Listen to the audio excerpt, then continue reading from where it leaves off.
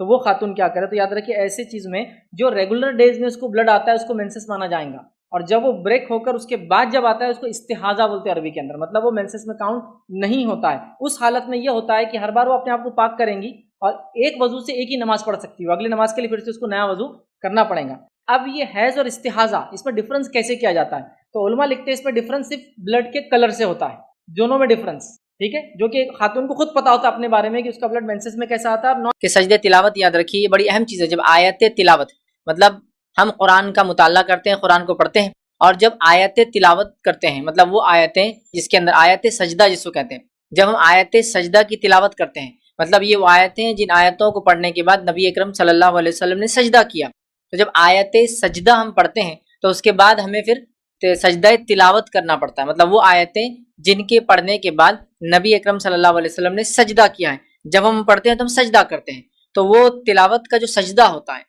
اس سجدے کی کیا احکام اور مسائل ہیں وہ آج آپ کے سامنے میں رکھنے کی بہرحال جو ہے کوشش کروں گا۔ سب سے پہلی چیز تو ہم تمام لوگ جانتے ہیں کہ بندہ اللہ رب العزت سے سب سے زیادہ قریب تب ہوتا ہے جب وہ سجدے کی حالت میں ہوتا ہے، ہم تمام لوگ جانتے ہیں۔ اسی طرح سجدہ ایک انسان کی عاجزی اور انکساری کی علامت ہے کہ ایک انسان عاجز ہے، انکسار ہے، مطلب وہ جھکاؤ رکھتا ہے اپنے رب کے سامنے، تو جب ایک بندہ مومن سجدہ کرتا ہے تو در حقیقت اپنی عاجزی اور انکساری کا وہ جو ہے سجدہ کر کے اظہار کرتا ہے۔ اسی طرح نبی اکرم صلی اللہ علیہ وسلم کو دیکھا گیا کہ آپ راتوں میں قیام کرتے اور لمبے لمبے سجود کرتے، تو آپ قیام کرتے اور لمبے سجود کرتے، یہ بات ہمیں حدیثوں سے ملتی ہے۔ اسی طرح نبی اکرم صلی اللہ علیہ وسلم بعض اوقات میں سجود کرتے اور لمبا سجود کرتے اور بہت سارا حصہ اپنی نماز کا مطلب رات کی عبادت کا سجدے میں جو ہے گزارتے ہیں، اور اللہ رب العزت نے قرآن میں اس طرح سے بیان کیا اور فرمایا، سورہ فرقان سورہ نمبر 25 اور اس کی آیت نمبر 64 میں 64 میں اللہ نے فرمایا کہا والذین یبیتون لربہم سجدا وقیاما، اور وہ جو اپنے رب کے لیے سجدہ کرتے ہوئے اور قیام کرتے ہوئے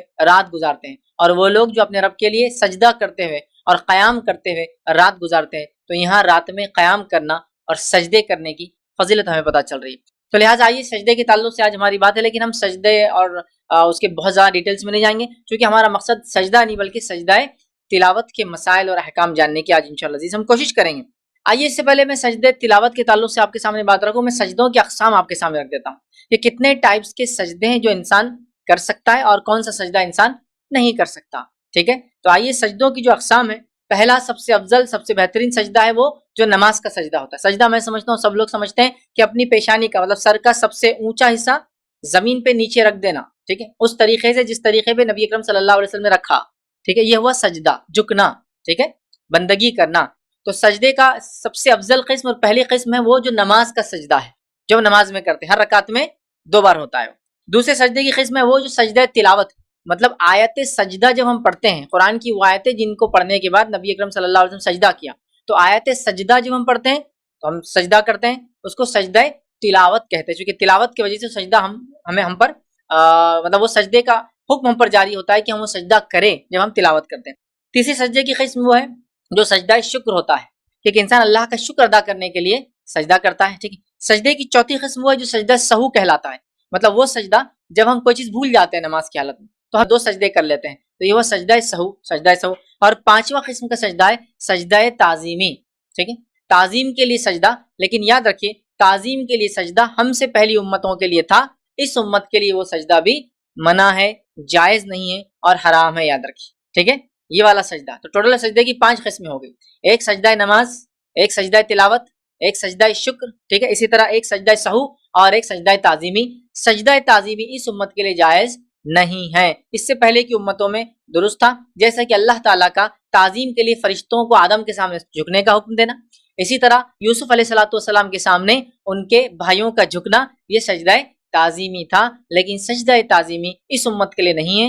نبی اکرم صلی اللہ علیہ وسلم کے اصحاب میں سے کچھ صحابہ جب روم فارس وغیرہ جا کر آئے تو انہوں نے کہا کہ اللہ کے رسول زیادہ مقدس محترم عزت کے لائق ہیں، آپ نبی ہیں، لوگ شہنشاہوں کو، بادشاہوں کو اور سلاطین کو جھکتے تھے، سجدہ کرتے تھے، تو کہا نبی محترم زیادہ مستحق ہے کہ ہم کریں۔ اللہ کے رسول صلی اللہ علیہ وسلم کے سامنے جب وہ جھکے تو آپ نے کہا یہ چیز میرے لیے مت کرو، اگر مجھے سجدہ تعظیمی کرنے کا کسی کو حکم دینا ہوتا تو میں بیوی کو دیتا کہ وہ شوہر کو کرے، لیکن اس کی بھی اجازت نہیں ہے، تو اگر اس امت میں کوئی سجدہ تعظیمی ہوتا تو بیوی کے لیے ہوتا کہ شوہر کو کرے، لیکن اس کی بھی اجازت آپ کو نہیں ملی، تو لہٰذا یہ قسم اس امت کے لیے درست نہیں ہے، ٹھیک۔ تو آج میں اس سجدے کی قسم میں سے جو تلاوت والی قسم ہے سجدہ تلاوت جس کو کہتے ہیں وہ اس کے احکام اور مسائل آج آپ کے سامنے رکھنے کی بہرحال جو ہے کوشش کروں گا یاد رکھیں ٹھیک ہے. قرآن کے میں سمجھتا ہوں وہ مقامات جہاں آیت سجدہ آتی ہے وہاں ہم سجدہ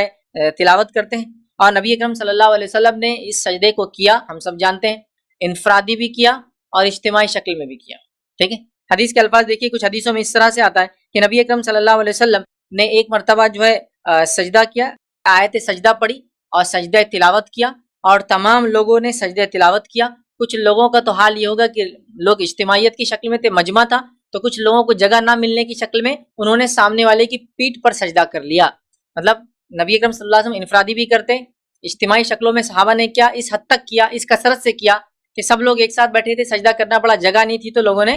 پیٹھ پر سجدہ کر لیا دوسرے کے پشت پر. اسی طرح بعض اوقات میں نبی اکرم صلی اللہ علیہ وسلم کو دیکھا گیا آپ ممبر پہ کھڑے تھے, بیان دے رہے تھے, سجدہ آیت سجدہ پڑھی, سجدہ تلاوت کے لیے آپ نیچے اترے, آپ نے سجدہ کیا, سارے لوگ جو موجود تھے حاضرین مجلس تمام لوگوں نے سجدہ کیا. تو پتہ چلا کہ نبی اکرم صلی اللہ علیہ وسلم کے زمانے میں آپ نے انفرادیت میں کیا, اجتماعیت میں کیا,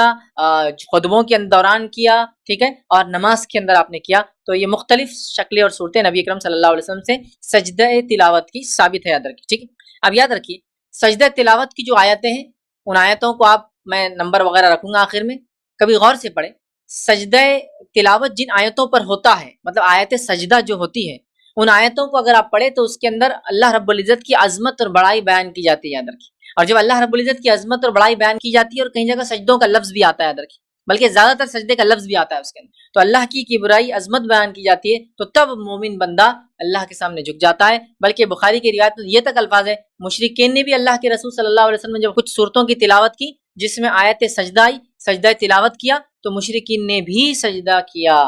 یہ تک ہمیں روایتیں ملتی ہے, آگے انشاءاللہ جس تفصیلات ہم دیکھیں گے, یاد رکھیں. تو بہرحال یہ بات تو ثابت ہوگی کہ نبی اکرم صلی اللہ علیہ وسلم نے کیا, صحابہ نے اس عمل کو کیا. اب آئیے آگے بڑھتے ہیں. سجدہ تلاوت کے تعلق سے بات میں آپ کو بتا دوں کہ سجدہ تلاوت میں کسی کو بھی اختلاف نہیں ہے کہ ہونا چاہیے نہیں ہونا چاہیے. ہاں کتنی آیتوں پر ہے اس میں تھوڑا سا اختلاف پایا جاتا ہے, کچھ نے 11 کہا, کچھ نے 14 کہا. 14 کہا تو 14 میں بھی دو اقوال ہے کہ 14 میں یہ 14 یا کسی نے کچھ ہٹ کر بتایا کہ نہیں یہ والے 14 اور 15. تو مطلب ایک قول کے مطابق 11 14, 14 میں بھی دو قسم, مطلب ان کے 14 الگ ہے اور ان کے قول کے 14 الگ ہے, اور 15 ٹھیک ہے. تو اتنی آیتیں ملتی ہیں, مطلب زیادہ سے زیادہ 15 آیتوں پر ہم کو سجدہ تلاوت کرنے کا جو معلوم ہوتا ہے. لیکن اس میں کسی کو اختلاف نہیں ہے کہ سجدہ تلاوت ہے یا نہیں ہے. سجدہ تلاوت ہے, سجدہ تلاوت کرنا سنت ہے. سجدہ تلاوت نبی اکرم صلی اللہ علیہ وسلم نے کیا, خلفاء راشدین نے کیا, صحابہ نے کیا, صحابہ اس کو مانتے تھے, تمام ائمہ نے اس کو مانا, تو گویا اس پہ امت کا اجماع ہے کہ سجدہ تلاوت ہوتا ہے اور ہونا چاہیے ٹھیک ہے. تو اس میں کسی کا اختلاف نہیں. کبھی ہوتا ہے نا کچھ چیزوں میں کہ کچھ نے کہا کہ یہ ہے, کچھ نے کہا کہ نہیں اس کی ضرورت نہیں ہے. اس معاملے میں ویسا بالکل بھی نہیں ہے, اس بات کو آپ سمجھ لیں. اور قرآن میں بھی یاد رکھیے سجدہ کرنے کے تعلق سے یا سجدہ تلاوت کے تعلق سے ایک اشارہ ملتا ہے. کس طرح سے, آئیے اللہ رب العزت قرآن میں فرماتا ہے, اور سورہ نمبر 84 سورہ انشقاق آیت نمبر 21 میں اللہ فرماتا ہے کہتا ہے وَإِذَا قُرِئَ عَلَيْهِمُ الْقُرْآنُ لَا يَسْجُدُونَ. اللہ فرماتا ہے کہتا ہے اور جب ان کفار کے پاس قرآن پڑھا جاتا ہے تو وہ سجدہ نہیں کرتے. مطلب کافر لوگ جب قرآن پڑھا جاتا ہے تو سجدہ نہیں کرتے, مطلب اللہ کا مومن بندہ جب قرآن پڑھا جاتا ہے تو سجدہ کرتا ہے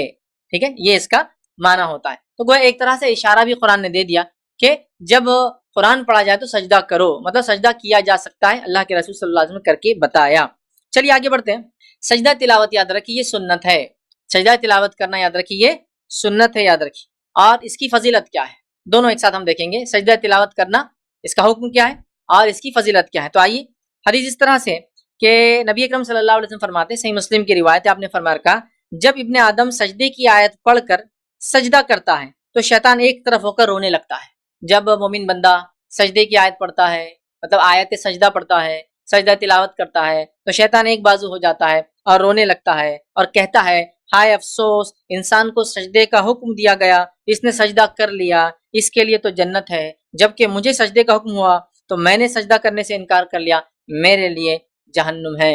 تو گویا سجدہ تلاوت کی فضیلت یہ ہے کہ جب ہم سجدہ تلاوت کرتے ہیں تو شیطان کو رسوا کرتے ہیں, وہ روتا ہے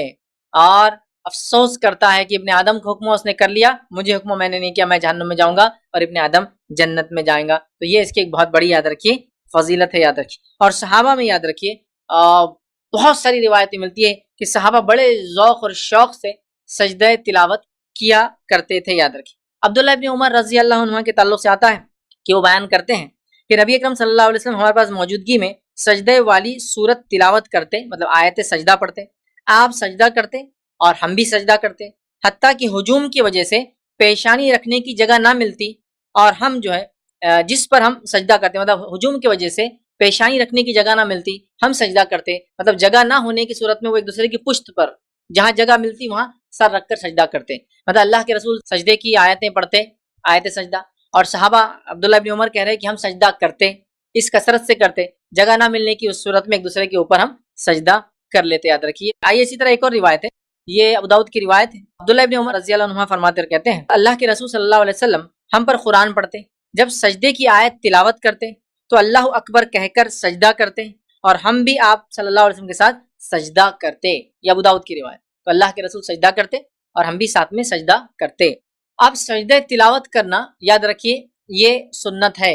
راجح قول اس معاملے میں یہی ہے، سوائے امام ابو حنیفہ رحمہ اللہ کے، انہوں نے اس مسئلے میں اختلاف کیا اور کہا کہ یہ واجب ہے، باقی تمام ائمہ کے اقوال کے مطابق سجدہ تلاوت یہ یاد رکھیے سنت ہے، اور راجح چیز یہی ہے کہ یہ اس کا کرنا سنت ہے، سوائے امام ابو حنیفہ رحمہ اللہ کے اختلاف کے کہ انہوں نے کہا کہ یہ واجب ہے، باقی تمام نے سنت ہے یہی کہا، یاد رکھیے۔ جن جن لوگوں نے اس کو سنت کہا ان میں کون کون شامل ہے؟ امام شافعی رحمہ اللہ انہوں نے کہا یہ سنت ہے، ٹھیک ہے، امام مالک رحمہ اللہ انہوں نے کہا یہ سنت ہے، امام احمد بن حنبل رحمہ اللہ انہوں نے کہا کہ بہرحال یہ جو ہے سنت ہے، اسی طرح دیگر لوگوں میں اگر ہم لیں تو ان کے اندر امام اوزاعی رحمہ اللہ انہوں نے کہا کہ سنت ہے، امام بخاری رحمہ اللہ انہوں نے کہا کہ یہ جو سنت ہے، امام ابن حجر الاسقلانی رحمہ اللہ انہوں نے کہا کہ سنت ہے، امام نووی کا قول یہ ہے کہ یہ سنت ہے، امام شوکانی کا قول ہے کہ یہ سنت ہے، یاد رکھیے۔ تو گویا امام ابو حنیفہ رحمہ اللہ کے علاوہ تمام نے اس کا کرنا سنت کہا ہے، سوائے امام ابو حنیفہ کے انہوں نے اس کو واجب قرار دیا ہے، یاد رکھیے، باقی کسی نے۔ امام بخاری نے تو باب باندھ دیا کہ سجدہ تلاوت کا کرنا سنت ہے، انہوں نے ایک چیپٹر ہی اپنی کتاب میں اس طرح سے حدیث کے اس میں باندھا ہے، یاد رکھیے، ٹھیک ہے۔ اب سجدہ تلاوت سنت ہے جو میں کہہ رہا ہوں، یا جو ائمہ کے اقوال ہیں وہ کیوں کہے وہ ہم دیکھتے ہیں کچھ دلائل کی روشنی کے اندر۔ آئیے، عمر ابن خطاب رضی اللہ عنہ کا دور زمانہ ہے، اور روایت کے الفاظ اس طرح سے کہ عمر ابن خطاب نے جمعے کے دن ممبر پر سورہ النحل کی آیت پڑھی، اور سجدے کا جب مقام آیا، مطلب سورہ نحل کی آپ نے تلاوت کی، جب سجدے کا مقام آیا اور یہ آیت جب آپ نے پڑھی وَلِلَّهِ يَسْجُدُ مَا فِي السَّمَاوَاتِ وَمَا فِي الْأَرْضِ، کہ اللہ کے لیے ہی تمام چیزیں سجدہ کرتی جو کچھ آسمان اور زمین میں، جب یہ آیت پڑھی سورہ نحل کی آیت ہے، اور اس پر پہنچے تو ممبر سے اترے، سجدہ کیا، اور لوگوں نے بھی آپ کے ساتھ سجدہ کیا۔ دوسرے جمعہ کو پھر یہی صورت پڑھی، جب اس آیت پر پھر سے پہنچے تو فرمانے لگے اور کہا لوگو ہم آیت سجدہ تلاوت کرتے ہیں تو جو شخص سجدہ کر لے اس نے درست اور اچھا عمل کیا، اور جس نے سجدہ تلاوت نہیں کیا اس پر کوئی گناہ نہیں ہے۔ عمر ابن خطاب رضی اللہ عنہ کیا کریں کہ لوگوں ایک ہی صورت پڑھی، وہی آیت پڑھی، پہلے جمعہ سجدہ کیا، اگلے جمعہ نہیں کیا، اور کہا لوگوں میں نے سجدہ تلاوت والی آیتیں پڑھی، ٹھیک ہے، آیت سجدہ پڑھی، اور سجدہ تلاوت پچھلی بار کیا تھا، آج میں نہیں کر رہا ہوں، اور پھر فرمایا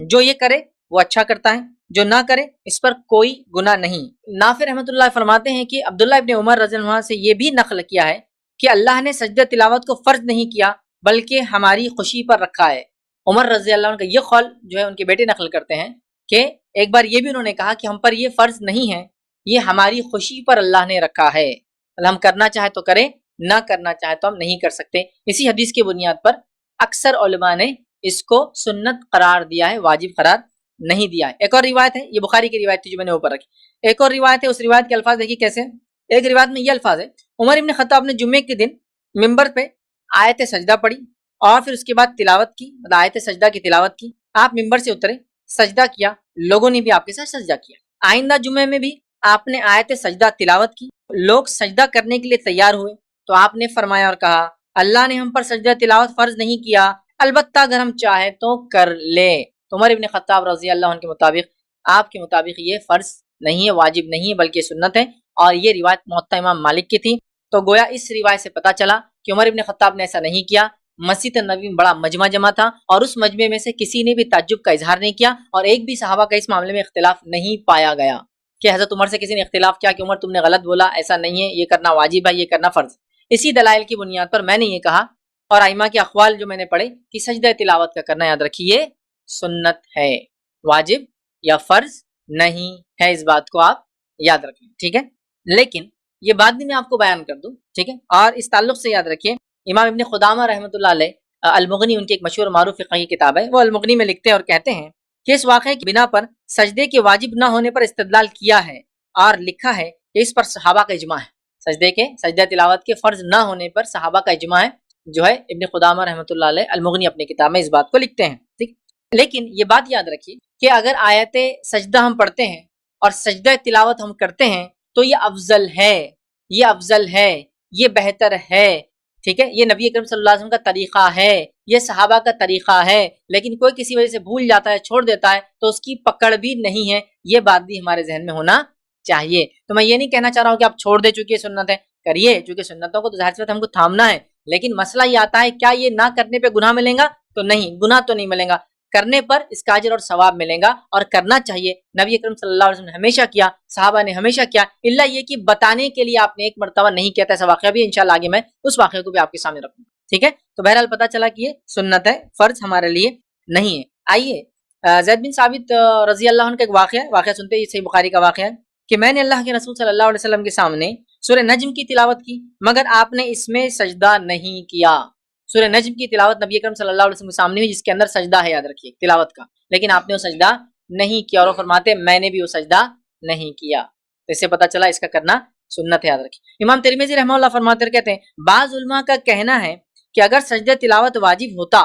تو نبی اکرم صلی اللہ علیہ وسلم زید بن ثابت رضی اللہ عنہ سے سجدہ کرواتے اور خود بھی کرتے۔ اس سے معلوم ہوا کہ ترک سجدہ بھی جائز ہے۔ بعض نے یہ کہا ہے کہ اگر پڑھنے والا سجدہ نہ کرے تو سامع پر بھی واجب نہیں۔ کچھ نے یہ بھی کہا کہ اگر پڑھنے والا، تلاوت کرنے والا سجدہ نہ کرے تو سننے والے پہ بھی واجب نہیں ہے۔ امام ترمذی نے اس حدیث کے اوپر اپنا قول رکھا ہے، اپنی رائے رکھی ہے۔ تو پتہ چلا یہ سنت ہے، واجب نہیں ہے، لیکن میں یہی کہوں گا کرنا چاہیے، ہمیشہ کرنا چاہیے، لیکن کچھ وجوہات سے چھوٹ جائے تو انشاءاللہ اس کو مسئلہ نہیں۔ جیسا کہ آپ سفر کر رہے ہیں، بہت کنجسٹڈ اس میں ہے، لیکن آپ تلاوت کرتے بیٹھے ہیں، یا فلائٹ میں ٹریول کر رہے ہیں، اب ظاہر سی بات ہے وہاں ممکن نہیں اتنی پبلک کو ہٹا کے آپ بولیں گے مجھے سجدہ کرنا ہے، کوئی آپ کو جگہ نہیں دے گا، تو آپ اس کو چھوڑ دے تو آپ پہ کوئی گناہ بھی انشاءاللہ عزیز نہیں ہے، اس بات کو بھی ہم یاد رکھیں۔ چلیے آگے بڑھتے ہیں ہم۔ تو سستی اور غفلت کی وجہ سے سجدہ تلاوت کرنے کو آپ نہ چھوڑیں، جینوین کوئی ریزن ہو تو چھوڑ سکتے ہیں، اس کی کوئی پوچھ اور پکڑ انشاءاللہ عزیز نہیں ہے۔ آئیے اگلا نقطہ دیکھتے ہیں کہ پڑھنے والا اور سننے والا دونوں سجدہ کریں گے، یاد رکھیے، پڑھنے والا اور سننے والا دونوں کو سجدہ کرنا ہے جب آیت سجدہ پڑھی جائیں گی، ٹھیک ہے۔ مثال کے طور پر ایک آدمی پڑھ رہا ہے، جیسا میں نے پڑھ دی تو آپ لوگ سن رہے ہیں، حالانکہ آپ نے پڑھی نہیں، لیکن چونکہ آپ نے سنی آپ پہ بھی سجدہ ہے۔ اگر ہم نماز پڑھتے ہوتے اور میں امامت کرتا اور میں پڑھ لیتا اور آپ نے سنا ہوتا تو آپ پر بھی واجب ہو جاتا کہ میری اتباع کرتے، چونکہ میں امام ہوں، میں جھکوں گا تو آپ بھی جھکیں گے۔ تو پڑھنے والا اور سننے والے دونوں پر ہے۔ نبی اکرم صلی اللہ علیہ وسلم نے خطبے میں پڑھا، صحابہ نے سنا، آپ نے سجدہ کیا، صحابہ نے سجدہ کیا۔ حضرت عمر نے خطبے میں پڑھا، آپ نے سجدہ کیا، دوسرے لوگ جو موجود تھے صحابہ اور تابعین انہوں نے سجدہ کیا۔ نبی اکرم صلی اللہ علیہ وسلم نے نماز میں پڑھا، آپ نے سجدہ کیا، صحابہ نے سجدہ کیا۔ تو پتہ چلا پڑھنے والا سننے والا دونوں بھی اس کو کریں گے، یاد رکھیں، ٹھیک ہے۔ اسی طرح جو ہے سننے والے کا ارادہ اگر سننے کا نہ ہو اور کوئی اسے سنا دے تو وہ نہیں کرے گا، یاد رکھیے، کرنا چاہے تو کر سکتا ہے، لیکن چھوڑنا چاہے تو چھوڑ سکتا ہے۔ اس تعلق سے بھی اقوال موجود ہے، مطلب کہ آپ کا ارادہ نہیں ہے کہ آپ سجدہ تلاوت کریں، لیکن میں کروانا چاہتا ہوں آپ سے، میں پڑھ دیتا ہوں آپ پر، آپ کا انٹینشن نہیں تھا، سمجھ؟ جیسے کہ کوئی ایسا شخص آ جائے جو سمجھتا ہے کہ سجدہ تلاوت پر واجب ہے سجدہ کرنا، لیکن وہ آج کے اس میرے درس میں آ جائے، آپ کا انٹینشن تو کوئی سجدہ کرنے کا تھا نہیں، نہ ہی یہ چیپٹر سننے کا تھا، اب میں اتنی ساری آیتیں پڑھوں گا، اتنی ساری باتیں آپ کے سامنے رکھوں جو پوری سجدہ تلاوت پر مبنی ہے، تو آپ چونکہ اس نیت سے نہیں آئے تو آپ نہ بھی کرے تو چل جائیں گے انشاءاللہ، ٹھیک۔ ویسے تو ہم سمجھ گئے کہ سنت ہے، پھر بھی کوئی واجب بھی مانے تو اگر اس کی انٹینشن اور نیت نہیں تھی تو اس پر بھی نہیں ہے، یاد رکھیے۔ آئیے اس تعلق سے کچھ اقوال ہم دیکھتے ہیں صحابہ کے۔ صحابہ میں سے جو ہے عمران بن حسین رضی اللہ عنہ فرماتے ہیں ایک ایسے شخص کے بارے میں دریافت کیا گیا، ان سے ایک ایسے شخص کے بارے میں دریافت کیا گیا جو آیت سنتا ہے مگر سننے کی نیت سے نہیں بیٹھا، مطلب ان سے کسی نے سوال کیا صحابی سے کہ کوئی شخص بیٹھا ہے لیکن وہ اس نیت سے نہیں بیٹھا کہ آیت سجدہ سنے، اور کوئی شخص پڑھ دیتا ہے، تو انہوں نے جواب دیا سننے کی نیت سے نہیں بیٹھا تھا تو کیا اس پر سجدہ واجب ہے؟ پوچھا گیا تو انہوں نے کہا، آپ نے اس کے جواب میں فرمایا اگر وہ اس نیت سے بیٹھا بھی ہوتا تو کیا، مطلب اگر وہ اس نیت سے بھی بیٹھتا کہ یہ مجھے سنائیں گا، مجھے سننا ہے، تو بھی کیا، مطلب تب بھی نہیں ہے، واجب نہیں ہے، وہ بتانا چاہ رہے۔ سائل نے سوال کیا کیا کوئی شخص آیت سجدہ پڑھ رہا ہے، سامنے والے کی نیت نہیں ہے وہ سننے کی، لیکن وہ سامنے پڑھ دے تو کیا وہ سجدہ کرے، واجب ہے؟ تو انہوں نے کہا اگر سننے کی نیت سے بھی آیا تھا تو کیا، سجدہ نہیں ہے اس پہ واجب، مطلب کرنا چاہے تو کرے لیکن واجب نہیں، چونکہ سائل نے سوال کیا واجب ہے کیا، یہ کہہ رہے ہیں اگر سننے کی نیت سے بھی آئے تو کیا، مطلب نہیں، اس کو ضرورت نہیں ہے، یاد رکھیں، ٹھیک ہے۔ اسی طرح سلمان فارسی رضی اللہ عنہ نے فرمایا اور کہا ہم سجدہ تلاوت کے لیے نہیں آئے ہیں جب ان سے سوال تو انہوں نے کہا ہم سجدے تلاوت کے لیے نہیں آئے تھے، مطلب ہم نہیں کریں گے، چونکہ ہمارا قصد اور نیت یہ سننے کی نہیں تھی۔ عثمان ابن عفان رضی اللہ عنہ فرماتے اور کہتے ہیں سجدے تلاوت تو اس کے ذمے ہے جس نے آیت سجدے کا قصد کر کے سنا، ارادہ کر کے سنا، جیسے آپ تراویح کی نماز سو گئے، ارادہ کر کے سنا، یا نماز میں فرض نمازوں میں امام پڑھ رہا ہے اور آپ نماز کی نیت سے گئے، آپ امام جو قصد کریں گا آپ کو وہی کرنا پڑے گا، ٹھیک، تو ارادے پہ ہے۔ تو وہ کہتے ہیں تلاوت تو اس کے ذمے ہے جس نے آیت سجدہ قصد سے سنی ہو۔ صائب بن زید ان کے تعلق سے آتا ہے کہ وہ جب کوئی سجدہ تلاوت والی آیتیں پڑھتے تو اس پر سجدہ نہیں کرتے، اور یہ تمام روایتیں عمران بن حسین رضی اللہ عنہ، یہ بھی بخاری کی روایت ہے، اور سلمان فارسی رضی اللہ عنہ کا قول بھی امام بخاری نقل کیا، اور یہ روایت بھی جو عثمان ابن عفان رضی اللہ عنہ کی بھی امام بخاری نے اس قول کو نقل کیا۔ تو یہ تینوں صحابہ کہتے تھے فرض اور واجب نہیں ہے، قصد سے اگر آئے تو کرنا ہے تو کر لے، اور اگر قصد ارادہ ہی نہیں تھا تو پھر تو اس پر ہے ہی نہیں، یہ بات یاد رکھ لی، ٹھیک ہے۔ اسی طرح جو ہے آیت سجدہ قصد سے اگر نہ سنے تو ابن عباس رضی اللہ عنہ فرماتے اور کہتے ہیں کہ اس پر سجدہ جو ہے کرنا ضروری نہیں، اگر وہ نیت سے آیا نہیں تو اس کو سجدہ کرنا نہیں، یاد رکھیں۔ اسی طرح امام مالک، امام احمد بن حنبل اور امام شافعی رحمہ اللہ یاد رکھیے سجدہ تلاوت کے تعلق سے یہی بات نقل کرتے ہیں، سجدہ تلاوت جو ہے کرنے کی تاکید نہیں کرتے، اور اگر کوئی سجدہ کرتا ہے تو وہ کہتے ہیں کہ اچھا ہے، مطلب وہ لوگ بھی تاکید نہیں کرتے، تو کر لے تو اس میں اچھی بات ہے، یاد رکھیں، ٹھیک ہے۔ اسی طرح کیا نماز کے علاوہ بھی سجدہ تلاوت آپ کریں گے؟ تو ہاں، نماز میں بھی سجدہ تلاوت ہے، نماز کے علاوہ بھی سجدہ تلاوت ہے، اور دونوں چیزیں ہم نے آپ کے سامنے پہلے رکھ دی، یاد رکھیے، ٹھیک ہے۔ تو نمازی اور غیر نماز دونوں حالت میں آپ کو سجدہ تلاوت کرنا ہے، اس بات کو یاد رکھ لیجیے۔ اسی طرح آپ تنہا نماز پڑھ رہے ہیں تو بھی سجدہ تلاوت ہے، اسی طرح آپ امام کے ساتھ پڑھ رہے ہیں تو بھی سجدہ تلاوت ہے، اسی طرح آپ جہر میں نماز پڑھ رہے ہیں تو بھی سجدہ تلاوت ہے، اسی طرح سری نماز پڑھ رہے ہیں تو بھی سجدہ تلاوت ہے، اگر فرض نماز پڑھ رہے ہیں تو بھی سجدہ تلاوت ہے، نفل نماز میں اگر وہ آیتیں پڑھ لیں تب بھی آپ آیت سجدہ پڑھتے ہیں تو سجدہ تلاوت آپ کو کرنا، سمجھ گیا، کسی بھی کنڈیشن اگر وہ پڑھی جا رہی۔ اب آپ کہیں گے جہری نماز میں تو سمجھ میں آ رہا، سری نماز، جہری نماز مطلب جو آواز سے پڑھی جاتی ہے، سری نماز مطلب جسے امام خاموش ہوتا ہے، جیسے کہ ظہر اور عصر امام خاموش، مغرب عشاء اور فجر امام آواز سے پڑھتا ہے، ٹھیک ہے۔ تو تین آواز والی نماز ہے، دو خاموش نماز ہے، ٹھیک۔ خاموش نماز میں بھی پڑھتا ہے تو آپ کو سجدہ کرنا ہے، آپ بولیں گے ہم نے تو سنا ہی نہیں، لیکن چونکہ آپ امام کے ساتھ ہیں تو امام کی اتباع آپ پر لازم اور واجب ہے، اگر آپ وہ نہیں کریں گے تو نماز آپ کی باطل ہو جائیں گی، ختم ہو جائیں گی، ضائع ہو جائیں گی، کیونکہ امام جھک گیا آپ کو جھکنا پڑے گا۔ تو سر میں بھی جہر میں بھی آپ کو یہ چیز کرنا ہے، یاد رکھیے، ٹھیک ہے۔ ابو رافع جو ہے بیان کرتے ہیں کہ میں نے ابو ہریرہ رضی اللہ عنہ کے ساتھ عشاء کی نماز پڑھی، آپ نے اذا السماء انشقت، ٹھیک ہے، سورہ انشقاق جو ہے پڑھی کی تلاوت کی، تو سجدہ تلاوت کیا، میں نے پوچھا یہ کیسا سجدہ ہے، تو انہوں نے کہا، فرمایا میں نے ابو القاسم محمد صلی اللہ علیہ وسلم کی کنیت ابو القاسم کے پیچھے سجدہ کیا ہے، میں یہ سجدہ کرتا رہوں گا یہاں تک کہ میں ان سے جا ملوں، مطلب مرنے تک میں یہ سجدہ کرتا رہوں گا، مطلب آپ نے جہر میں نماز پڑھا، عشاء کی نماز پڑھ رہے ہیں اور فرض نماز پڑھ رہے ہیں، اس میں سجدہ کی آیت پڑھی اور سجدہ تلاوت کیا، تو پتہ چلا امام فرض نمازوں میں بھی یہ کام کر سکتا ہے، لیکن بڑا مسئلہ ہے، ہم لوگ جو لوگ عربک نہیں جانتے کہ عموماً اگر امام پڑھ دے تو ہم لوگ پریشان ہو جائیں گے، اس لیے ہمارے امام فرض نمازوں میں اس کو ان آیتوں کو نہیں پڑھتے، کچھ جگہ میں نے دیکھا ماشاءاللہ فجر کی نماز میں امام پڑھتے ہیں، کیونکہ فجر میں کم لوگ آتے ہیں، ریگولر والے لوگ ہوتے ہیں، ان کو پتہ بھی ہوتا ہے یہ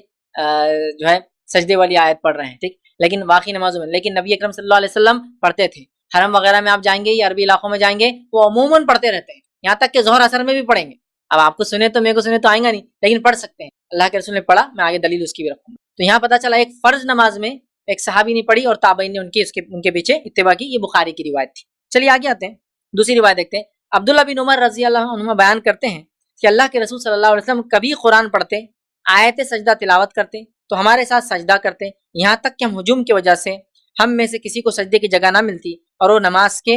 باہر ہوتا، سمجھ رہا، وہ نماز کے باہر ہوتا، مطلب اللہ کے رسول عام اعتبار سے تلاوت کرتے، ہم لوگ اللہ کے رسول مسجد میں سنتے رہتے، نماز کے باہر کی بات کریں، اللہ کے رسول جب آیتیں سجدہ پڑھ کے تلاوت کا سجدہ کرتے تو ہم لوگ بھی سجدہ کرتے، جگہ نہ ہونے کی وجہ سے کوئی کسی بھی غلط مت کرتا اور کوئی کر بھی نہیں پاتا، اتنا رش ہوتا کبھی، یہاں پتہ چلا نماز فرض میں ہو گئی، یہاں پتہ چلا کہ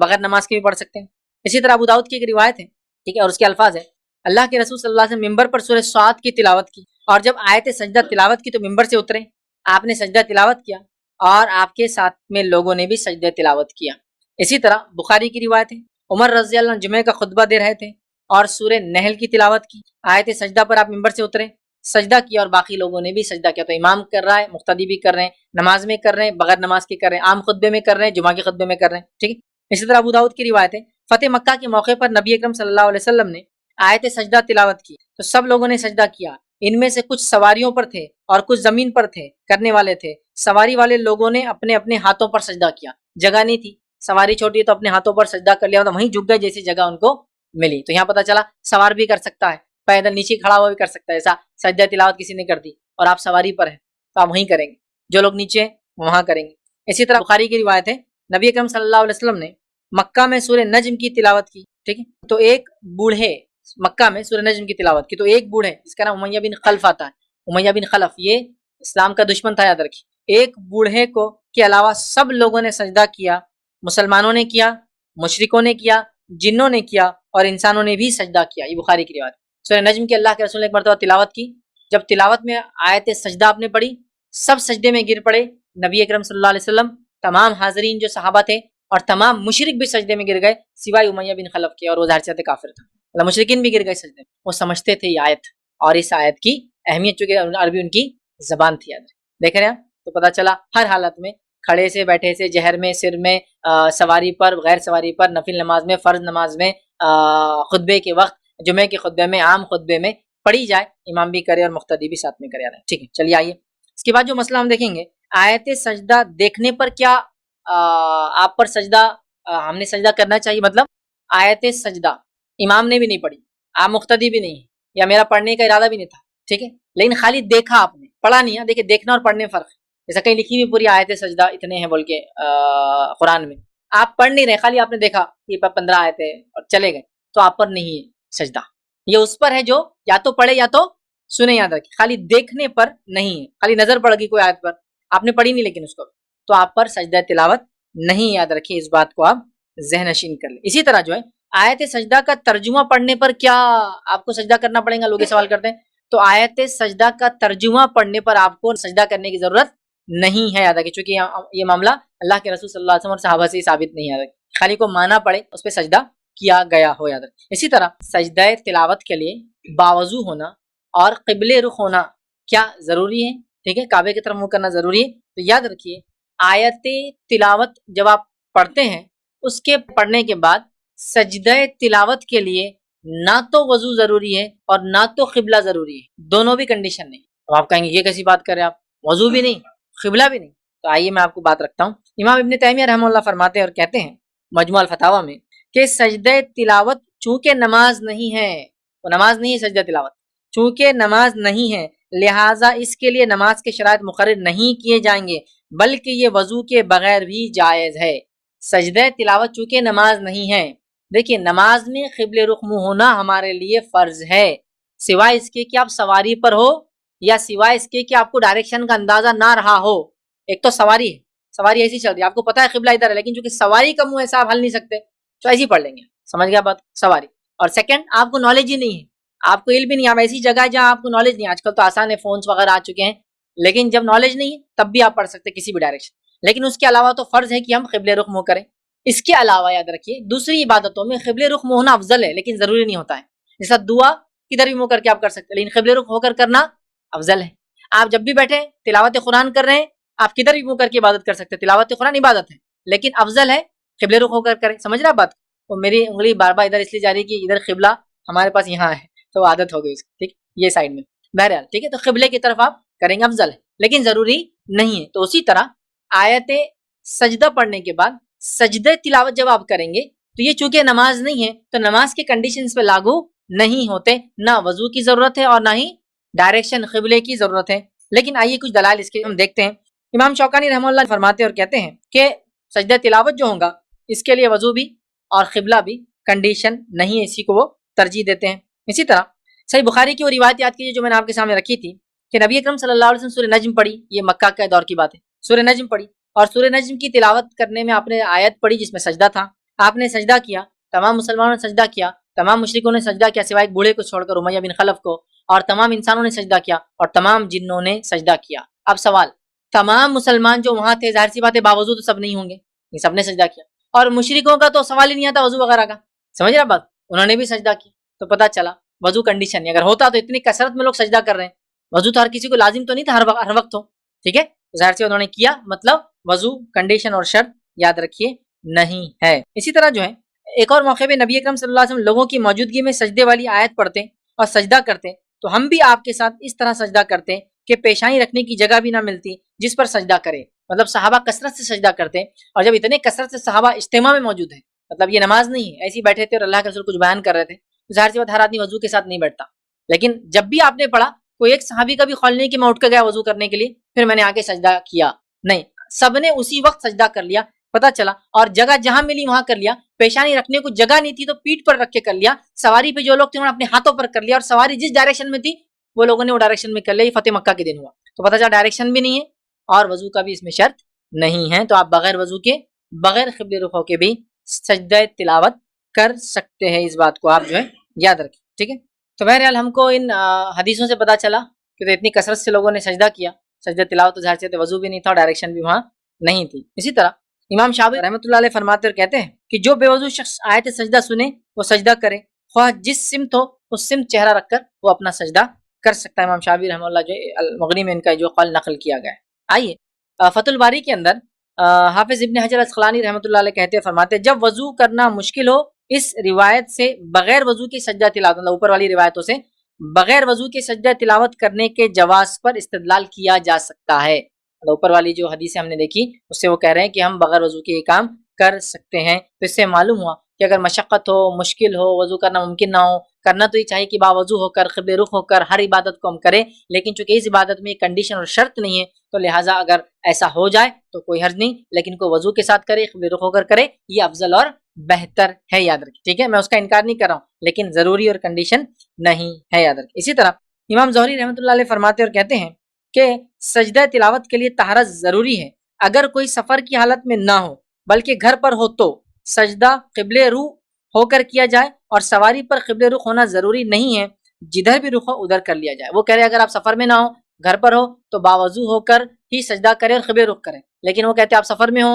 پانی مشکل ہو، نہیں مل رہا ہو تو بغیر وضو کی بھی کر سکتے ہیں، اور اگر سواری پر ہو تو بغیر قبلے کے ڈائریکشن کے بھی کر سکتے ہیں. یہ ان کا قول ہے، یاد رکھیں. تو بہرحال یہاں اس سے بات پتہ چلی کہ راجح مسئلہ یہی ہے کہ سجدہ تلاوت کے لیے باوضو ہونا اور قبلہ رخ ہونا ضروری نہیں ہے، حالانکہ یہ افضل ہے. اسی طرح مسجد نبوی کے امام ابوبکر جابر الجزائری رحمۃ اللہ علیہ وہ فرماتے اور کہتے ہیں اس میں زیادہ ثواب ہے، مطلب اگر وضو کر کے آپ قبلے کی طرف کرتے ہیں اس میں زیادہ ثواب ہے کہ سجدہ کرنے والا باوضو ہو کر قبلہ رخ ہو کر سجدہ کرے، زیادہ ثواب ہے. لیکن اس کے علاوہ بھی کوئی کر لے بغیر وضو کے اور بغیر قبلے کے تو کوئی حرج نہیں، اس کا معنی ہے مطلب زیادہ ثواب اس میں ہے، وہ لکھتے ہیں. آئیے اگلا نقطہ دیکھیں، سجدہ تلاوت کرتے وقت تکبیر کہنا. ٹھیک ہے، تو ہم دیکھتے ہیں کہ نماز میں جب سجدہ تلاوت آپ کریں گے تو تب یہ طریقہ ہے کہ آپ جھکتے وقت بھی اور اٹھتے وقت بھی دونوں میں تکبیر کہیں گے. جب آپ نماز میں کر رہے ہیں، آیت سجدہ آتی ہے، سجدہ تلاوت کرنا، تو امام رکوع مطلب سجدے میں جائیں گا تو تکبیر کہیں گا، مطلب قیام سے سیدھا سجدے میں جائیں گا، پھر سجدے میں کر کے پھر سیدھا اٹھیں گا،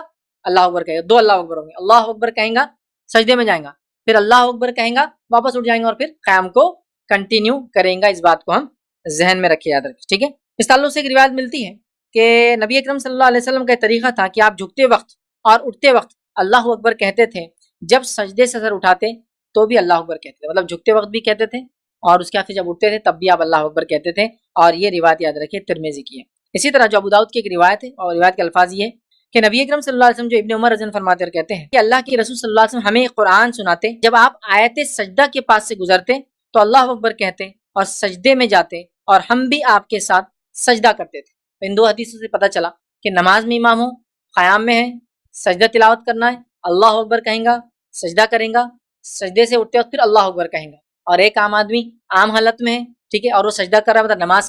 مطلب نماز کے باہر کی کنڈیشن ہے، تو وہ کیا کریں گا، اللہ اکبر بول کے سجدہ کریں گا اور سجدے سے پھر اللہ اکبر کہہ کر اٹھیں گا. لیکن اس معاملے میں علماء نے اختلاف کیا ہے اور اس میں بھی تین رائے یہ ہے کہ ایک رائے تو یہ ہے کہ وہ جو اللہ اکبر کہہ کر نماز کے علاوہ، نماز میں تو کسی کا اختلاف نہیں کہ اللہ اکبر کہہ کے جائیں گے، اللہ اکبر کہہ کے اٹھیں گے، لیکن نماز کے علاوہ حالت میں اختلاف علماء کی. تین رائے یہ، ایک رائے تو یہ کہ اللہ اکبر کہہ کر جائیں گے، ٹھیک ہے، اور سجدہ کریں گے اور اٹھیں گے پھر اللہ اکبر کہیں گے. ایک رائے یہ ہے کہ اللہ اکبر کہہ کے سجدے میں جائیں گے اور اٹھ جائیں گے، کچھ بھی نہیں کہیں گے. اور ایک رائے یہ ہے کہ اللہ اکبر نہ پہلے کہیں گے نہ بعد میں کہیں گے، سیدھا سجدہ کریں. سمجھ رہے ہیں بات کو، سیدھا سجدہ کریں. وہ اس لیے ہوا کہ وہ جو حدیث میں الفاظ ہیں کہ اللہ اکبر کہہ کے سجدے میں جاتے نماز کے علاوہ، وہ اللہ اکبر وہاں کہنے پر بہت سارے محدثین نے کلام کیا ہے کہ یہ روایت کے الفاظ میں یہ لفظ جو ہے ضعیف ہے. جس بنیاد پر انہوں نے کہا کہ سیدھا چلے جائے سجدے میں، اللہ اکبر نہ پہلے کہے نہ بعد میں. کچھ نے کہا بعد میں نہیں کہنا لیکن پہلے کہہ کر جائیں گے، چونکہ جو حدیث میں نے ابھی پڑھی آپ کے سامنے اس میں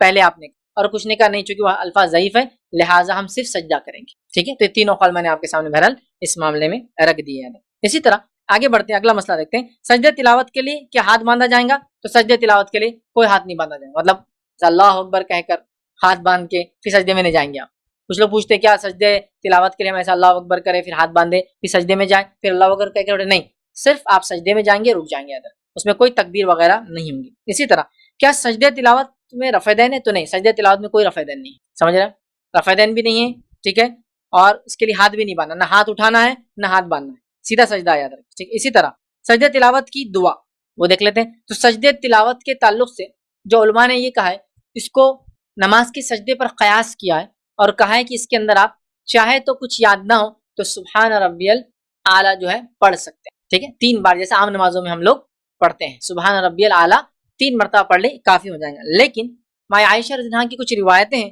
جس میں انہوں نے اللہ کے رسول صلی اللہ علیہ وسلم کی رات کی نماز کا ذکر کیا. جو ابو داؤد کی روایت ہے اور فرماتی ہے کہ اللہ کے رسول صلی اللہ علیہ وسلم رات کو سجدہ تلاوت کرتے اور اس میں دعا کرتے اور تکرار کرتے، مطلب اللہ قبول کرے بول کے بہت زیادہ اس دعا کو کرتے. وہ دعا کے الفاظ بھی آپ کے سامنے رکھ دیتا ہوں جو سجدہ تلاوت میں نبی اکرم صلی اللہ علیہ وسلم کیا کرتے تھے، اور دعا یوں ہے، آپ فرماتے اور کہتے سجدہ وجہ للذی خلقہ وشق سمعہ وبصرہ بحولہ وقوتہ.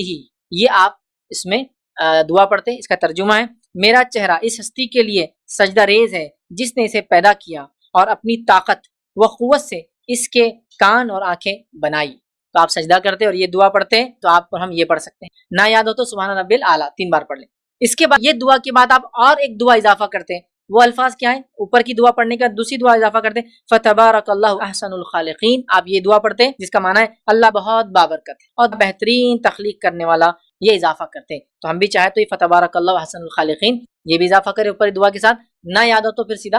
آپ عام سبحان ربی الاعلیٰ پڑھ لیں انشاءاللہ 3 بار یہ کافی ہو جائیں گے. ٹھیک. اسی طرح ایک اور دعا جو نبی اکرم صلی اللہ علیہ وسلم پڑھا کرتے تھے، تھوڑا سا حدیث لمبی ہے لیکن سنا دیتا ہوں، جامع ترمذی کی روایت ہے. ابو سعید خدری رضی اللہ عنہ کے ساتھ یہ واقعہ ہوا تھا، لیکن روایت جو کرتے ہیں وہ روایت کے الفاظ دیکھیے اس طرح سے ہیں کہ عبداللہ ابن عباس رضی اللہ عنہ فرماتے اور کہتے ہیں کہ ایک شخص، اور ایک شخص کون تھے؟ ابو سعید خدری رضی اللہ عنہ. ایک شخص نبی اکرم صلی اللہ علیہ وسلم کے پاس آیا اور آپ سے عرض کیا کہ میں نے رات میں خواب دیکھا. خواب میں یہ دیکھا کہ میں ایک درخت کی طرف منہ کر کر نماز پڑھ رہا ہوں. میں نے جب سجدہ تلاوت کیا، خواب میں دیکھ رہے ہیں کہ خواب میں نماز پڑھ رہے ہیں، ایک درخت کی طرف منہ ہے اور سجدہ تلاوت کر رہے ہیں. جب میں نے رات میں خواب میں سجدہ تلاوت کیا تو درخت نے بھی میرے ساتھ سجدہ کیا خواب میں، اور اس درخت نے یہ دعا پڑھی. خواب میں بتایا جا رہا اس جھاڑ نے، اس پیڑ نے، اس درخت نے یہ دعا پڑھی. کیا دعا پڑھی سنی؟ اللہم اکتب لی بہا عندک اجرا وزعنی بہا وزرا واجعلہا لی عندک ذخرا وتقبلہا منی کما تقبلتہا من عبدک داؤد. یہ دعا وہ جھاڑ پڑھ رہا تھا. ترجمہ اس کا یہ، اللہ اس سجدے کی وجہ سے میرے لیے اپنے پاس اجر لکھ دے اور اس کے سبب مجھ سے گناہوں کے بوجھ کو اتار دے، اور اس سجدے کو میرے لیے اپنے پاس ذخیرہ بنا دے، اور اس سجدے کو میری طرف سے قبول کر لے جیسے تو نے اپنے بندے داؤد سے قبول کیا تھا. یہ دعا وہ جھاڑ پڑھ رہا تھا